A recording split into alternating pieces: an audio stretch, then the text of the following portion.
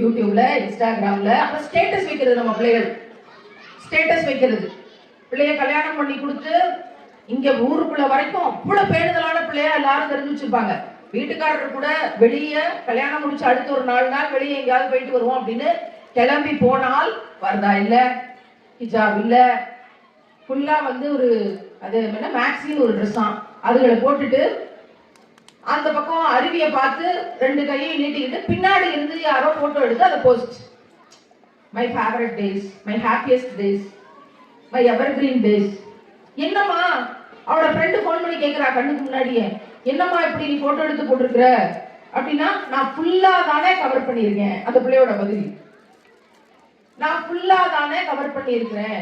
ஏமா பர்தா இல்ல, ஹிஜாப் இல்லைன்னு கேட்டா அந்த பெண் பிள்ளையோட பதில், புதுசா கல்யாணமான ஜோர்ல அந்த பிள்ளையோட பதில் என்ன, நான் ஃபுல்லா தானே கவர் பண்ணியிருக்கேன், இதுல என்ன இருக்கு?